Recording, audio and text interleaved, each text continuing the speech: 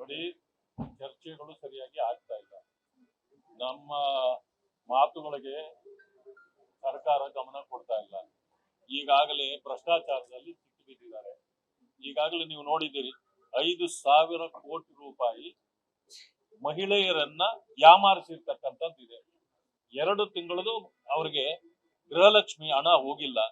ಇದು ಸಿಕ್ಕಾಕೊಂಡ ಮೇಲೆ ಇದು ಮಾತಾಡಿ ಸಿಕ್ಕಾಕೊಂಡ್ರು. ಆದ್ರೆ ಇನ್ನೆಷ್ಟು ತಿಂಗಳು ಹೋಗಿಲ್ವೋ, ಜನ ಎಲ್ಲಾ ಕಡೆ ಕೇಳ್ತಿದ್ದಾರೆ, ನಮಗ್ ಬಂದಿಲ್ಲ ಬಂದಿಲ್ಲ ಬಂದಿಲ್ಲ ಮಾತಾಡ್ತಾರೆ. ಆದ್ರೆ ಸರ್ಕಾರ ಸುಳ್ಳು ಹೇಳ್ಕೊಂಡು ಇವತ್ತು ಸಿಕ್ಕಿ ಬಿದ್ದಿದೆ.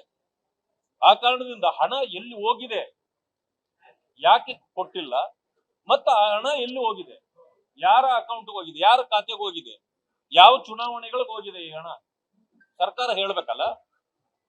ಈ ಕಾರಣದಿಂದ ಒಂದು. ಎರಡನೇದೇನಂತಂದ್ರೆ, ನಾವು ಉತ್ತರ ಕರ್ನಾಟಕದ ಭಾಗದ ಸಮಸ್ಯೆಗಳಿಗೆ ಪರಿಹಾರ ಕೊಡಬೇಕು ಅಂತೇಳಿ ಇಷ್ಟೊಂದು ಒತ್ತಾಯ ಮಾಡ್ತಿದ್ರು ಕೂಡ ಈಗಲೂ ಕೂಡ ಮೀನಮೇಷ ಎಣಿಸ್ತಿದ್ದಾರೆ. ಅದರ ಬಗ್ಗೆ ಅವರು ತಲೆ ಕೆಡಿಸ್ಕೊಂಡಿಲ್ಲ ಸರ್ಕಾರ. ಆದ್ರಿಂದ ಇವತ್ತು ಕೂಡ ನಮ್ಮ ಹೋರಾಟ ಎರಡೂ ಸದನಗಳಲ್ಲಿ ನಡೆದೇ ಇರ್ತದೆ.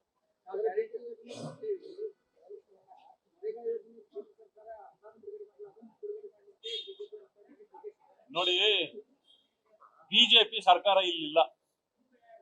ನಿಮ್ಗೆ ಯಾಕೆ ಅಧಿಕಾರ ಕೊಟ್ಟಿದ್ದಾರೆ ಜನ ಕೇಳ್ರಿ. ಆಮೇಲೆ ಕೇಂದ್ರ ಸರ್ಕಾರ ಪದೇ ಪದೇ ಹೇಳ್ತಾ ಇದೆ, ನಮ್ಮ ಕಡೆಯಿಂದ ಯಾವುದೇ ಹಣ ಸರ್ಕಾರಕ್ಕೆ ಕೊಡ್ತಕ್ಕಂಥದ್ದು ಬ್ಯಾಲೆನ್ಸ್ ಇಲ್ಲ, ಕಾಲ ಕಾಲಕ್ಕೆ ಕೊಟ್ಟಿದ್ದೀವಿ ಅಂತ. ನೀವು ಸುಳ್ಳು ಹೇಳ್ಕೊಂಡು ಓಡಾಡ್ತಿದ್ದೀರಾ? ಅಥವಾ ನಾನು ಮೊದಲೇ ಹೇಳಿದ್ದೀನಿ, ಕೇಂದ್ರ ಸರ್ಕಾರಕ್ಕೆ ಲವ್ ಲೆಟರ್ ಅಲ್ಲ ಬರಿಬೇಕಾಗಿರೋದು, ನಿಮ್ಮ ಡಿಮ್ಯಾಂಡ್ ಅನ್ನು ತಲುಪಿಸಿ ಹೋಗ್ರಿ, ಕುತ್ಕೊಂಡಲ್ಲಿ ನಮಗ್ ಇಂತಿಂತದ್ದು ಬರ್ಬೇಕು ಅಂತ ಹೇಳ್ಬಿಟ್ಟು ತಗೊಬನ್ನಿ. ಏನೇನು ಪ್ರೊಸೀಜರ್ ಇದೆಯಾ ಆ ಪ್ರೊಸೀಜರ್ ಲ್ಯಾಪ್ಸಸ್ ಇದೆ ಅಂತೇಳಿ ಹಲವು ವಿಚಾರಗಳಲ್ಲಿ ಅವರು ಹೇಳ್ತಿದ್ದಾರೆ. ಅದಕ್ಕೆ ಯಾರು ತಪ್ಪು ಯಾರ್ದು ಸರಿ, ಯಾರು ಕಂಡು ಹಿಡಿಬೇಕು ಇದನ್ನ? ಅದಕ್ಕೆ ಸರ್ಕಾರಕ್ಕೆ ನಮ್ಮ ಒತ್ತಾಯ ಇದೆ, ನಿಮ್ದು ಏನಾದ್ರೂ ಬರ್ಬೇಕಂತಿದ್ರೆ ಅಲ್ಲಿ ಹೋಗಿ ಕುತ್ಕೊಂಡು ಮಾತಾಡಿ. ನೀವು ಬಿಜೆಪಿನವ್ರು ಕೇಳ್ರಿ ಅಂತಂತಂದ್ರೆ, ನೀವು ಕಾಂಗ್ರೆಸ್ ಸರ್ಕಾರ ಇದ್ದಾಗ ಕಾಂಗ್ರೆಸ್ನವ್ರು ಕೇಳ್ರಿ ಅಂತ ಹೇಳೋಗ, ಅಥವಾ ಬಿಜೆಪಿ ಸರ್ಕಾರ ಇದ್ದಾಗ ಬಿಜೆಪಿ ಕೇಳ್ರಿ ಅಂತ, ಇದು ತಪ್ಪಿಸಿಕೊಳ್ಳುವ ಒಂದು ತಂತ್ರಗಾರಿಕೆ. ಇದನ್ನ ಮಾಡಬೇಡ್ರಿ.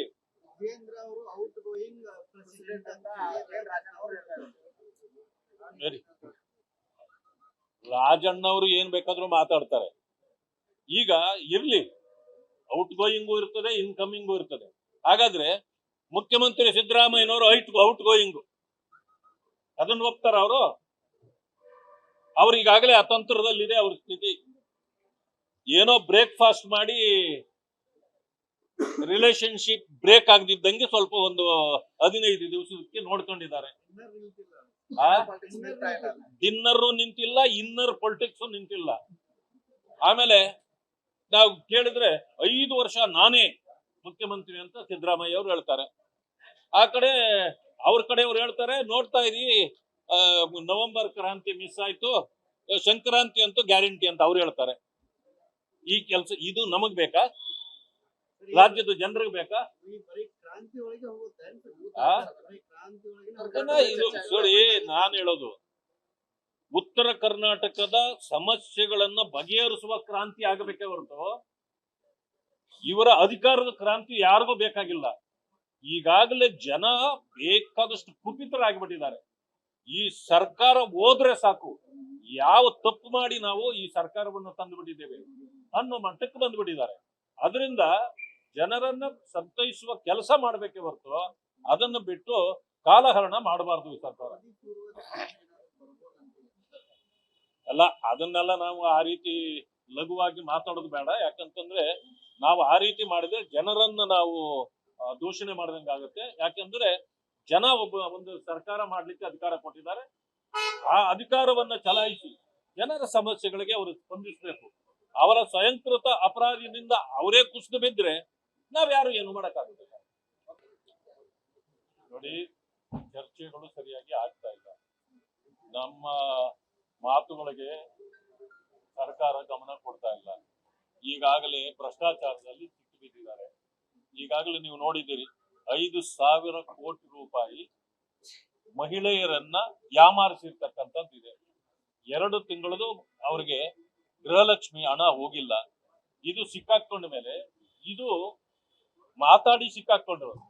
ಆದ್ರೆ ಇನ್ನೆಷ್ಟು ತಿಂಗಳು ಹೋಗಿಲ್ವೋ, ಜನ ಎಲ್ಲಾ ಕಡೆ ಕೇಳ್ತಿದ್ದಾರೆ, ನಮಗ್ ಬಂದಿಲ್ಲ ಬಂದಿಲ್ಲ ಬಂದಿಲ್ಲ ಮಾತಾಡ್ತಾರೆ. ಆದ್ರೆ ಸರ್ಕಾರ ಸುಳ್ಳು ಹೇಳ್ಕೊಂಡು ಇವತ್ತು ಸಿಕ್ಕಿ ಬಿದ್ದಿದೆ. ಆ ಕಾರಣದಿಂದ ಹಣ ಎಲ್ಲಿ ಹೋಗಿದೆ, ಯಾಕೆ ಕೊಟ್ಟಿಲ್ಲ, ಮತ್ತ ಆ ಹಣ ಎಲ್ಲಿ ಹೋಗಿದೆ, ಯಾರ ಅಕೌಂಟ್ ಹೋಗಿದೆ, ಯಾರ ಖಾತೆಗೆ ಹೋಗಿದೆ, ಯಾವ ಚುನಾವಣೆಗಳಿಗೆ ಹೋಗಿದೆ ಈ ಹಣ, ಸರ್ಕಾರ ಹೇಳ್ಬೇಕಲ್ಲ. ಈ ಕಾರಣದಿಂದ ಒಂದು. ಎರಡನೇದೇನಂತಂದ್ರೆ, ನಾವು ಉತ್ತರ ಕರ್ನಾಟಕದ ಭಾಗದ ಸಮಸ್ಯೆಗಳಿಗೆ ಪರಿಹಾರ ಕೊಡಬೇಕು ಅಂತೇಳಿ ಇಷ್ಟೊಂದು ಒತ್ತಾಯ ಮಾಡ್ತಿದ್ರು ಕೂಡ ಈಗಲೂ ಕೂಡ ಮೀನಮೇಷ ಎಣಿಸ್ತಿದ್ದಾರೆ. ಅದರ ಬಗ್ಗೆ ಅವರು ತಲೆ ಕೆಡಿಸ್ಕೊಂಡಿಲ್ಲ ಸರ್ಕಾರ. ಆದ್ರಿಂದ ಇವತ್ತು ಕೂಡ ನಮ್ಮ ಹೋರಾಟ ಎರಡೂ ಸದನಗಳಲ್ಲಿ ನಡೆದೇ ಇದೆ.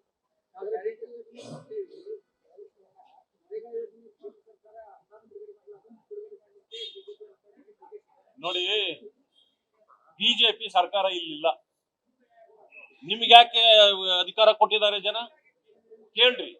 ಆಮೇಲೆ ಕೇಂದ್ರ ಸರ್ಕಾರ ಪದೇ ಪದೇ ಹೇಳ್ತಾ ಇದೆ, ನಮ್ಮ ಕಡೆಯಿಂದ ಯಾವುದೇ ಹಣ ಸರ್ಕಾರಕ್ಕೆ ಕೊಡ್ತಕ್ಕಂಥದ್ದು ಬ್ಯಾಲೆನ್ಸ್ ಇಲ್ಲ, ಕಾಲ ಕಾಲಕ್ಕೆ ಕೊಟ್ಟಿದ್ದೀವಿ ಅಂತ. ನೀವು ಸುಳ್ಳು ಹೇಳ್ಕೊಂಡು ಓಡಾಡ್ತಿದ್ದೀರಾ?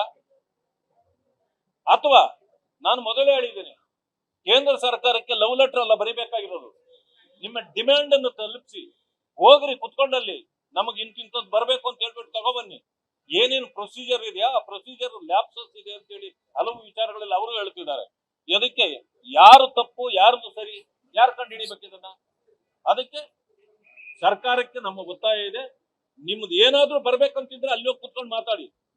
ನೀವು ಬಿಜೆಪಿನವ್ರು ಕೇಳ್ರಿ ಅಂತಂತಂದ್ರೆ, ನೀವು ಕಾಂಗ್ರೆಸ್ ಸರ್ಕಾರ ಇದ್ದಾಗ ಕಾಂಗ್ರೆಸ್ನವ್ರು ಕೇಳ್ರಿ ಅಂತ ಹೇಳೋಗ, ಅಥವಾ ಬಿಜೆಪಿ ಸರ್ಕಾರ ಇದ್ದಾಗ ಬಿಜೆಪಿ ಕೇಳ್ರಿ ಅಂತ, ಇದು ತಪ್ಪಿಸಿಕೊಳ್ಳುವ ಒಂದು ತಂತ್ರಗಾರಿಕೆ. ಇದನ್ನ ಮಾಡಬೇಡ್ರಿ.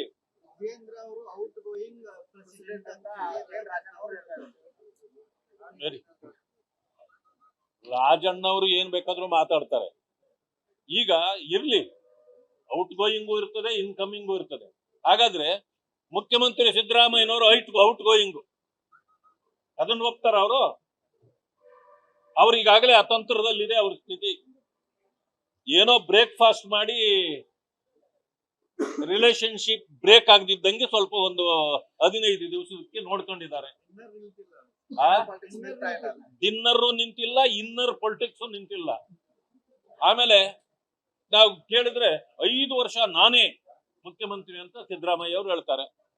ಆ ಕಡೆ ಅವ್ರ ಕಡೆಯವ್ರು ಹೇಳ್ತಾರೆ, ನೋಡ್ತಾ ಇದೀವಿ ನವೆಂಬರ್ ಕ್ರಾಂತಿ ಮಿಸ್ ಆಯ್ತು, ಸಂಕ್ರಾಂತಿ ಅಂತೂ ಗ್ಯಾರಂಟಿ ಅಂತ ಅವ್ರು ಹೇಳ್ತಾರೆ. ಈ ಕೆಲಸ ಇದು ನಮಗ್ ಬೇಕಾ? ರಾಜ್ಯದ ಜನರಿಗೆ ಬೇಕಾ? ನೋಡಿ, ನಾನು ಹೇಳೋದು, ಉತ್ತರ ಕರ್ನಾಟಕದ ಸಮಸ್ಯೆಗಳನ್ನ ಬಗೆಹರಿಸುವ ಕ್ರಾಂತಿ ಆಗಬೇಕೇ ಹೊರತು ಇವರ ಅಧಿಕಾರದ ಕ್ರಾಂತಿ ಯಾರಿಗೂ ಬೇಕಾಗಿಲ್ಲ. ಈಗಾಗಲೇ ಜನ ಬೇಕಾದಷ್ಟು ಕುಪಿತರಾಗಿಬಿಟ್ಟಿದ್ದಾರೆ. ಈ ಸರ್ಕಾರ ಹೋದ್ರೆ ಸಾಕು, ಯಾವ ತಪ್ಪು ಮಾಡಿ ನಾವು ಈ ಸರ್ಕಾರವನ್ನು ತಂದು ಬಿಟ್ಟಿದ್ದೇವೆ ಅನ್ನೋ ಮಟ್ಟಕ್ಕೆ ಬಂದ್ಬಿಟ್ಟಿದ್ದಾರೆ. ಅದರಿಂದ ಜನರನ್ನ ಸಂತೈಸುವ ಕೆಲಸ ಮಾಡ್ಬೇಕೇ ಹೊರತು ಅದನ್ನು ಬಿಟ್ಟು ಕಾಲಹರಣ ಮಾಡಬಾರ್ದು ಈ ಸರ್ಕಾರ. ಅಲ್ಲ, ಅದನ್ನೆಲ್ಲ ನಾವು ಆ ರೀತಿ ಲಘುವಾಗಿ ಮಾತಾಡೋದು ಬೇಡ. ಯಾಕಂತಂದ್ರೆ ನಾವು ಆ ರೀತಿ ಮಾಡಿದ್ರೆ ಜನರನ್ನ ನಾವು ದೂಷಣೆ ಮಾಡ್ದಂಗಾಗುತ್ತೆ. ಯಾಕಂದ್ರೆ ಜನ ಒಂದು ಸರ್ಕಾರ ಮಾಡ್ಲಿಕ್ಕೆ ಅಧಿಕಾರ ಕೊಟ್ಟಿದ್ದಾರೆ. ಆ ಅಧಿಕಾರವನ್ನ ಚಲಾಯಿಸಿ ಜನರ ಸಮಸ್ಯೆಗಳಿಗೆ ಅವರು ಸ್ಪಂದಿಸಬೇಕು. ಅವರ ಸ್ವಯಂಕೃತ ಅಪರಾಧದಿಂದ ಅವರೇ ಕುಸಿದು ಬಿದ್ರೆ ನಾವ್ಯಾರು ಏನು ಮಾಡಕ. ಹೆಚ್ಚಿನ ಸುದ್ದಿಗಳಿಗಾಗಿ ಟಿವಿ 24 ಅನ್ನ ಸಬ್ಸ್ಕ್ರೈಬ್ ಮಾಡಿ ಮತ್ತು ಪಕ್ಕದಲ್ಲಿರುವ ಬೆಲ್ ಬಟನ್ ಅನ್ನ ಕ್ಲಿಕ್ ಮಾಡಿ. ನಾವು ಮಾಡುವ ಎಲ್ಲಾ ಸುದ್ದಿಗಳು ನೇರವಾಗಿ ನಿಮ್ಮ ಮೊಬೈಲ್ಗೆ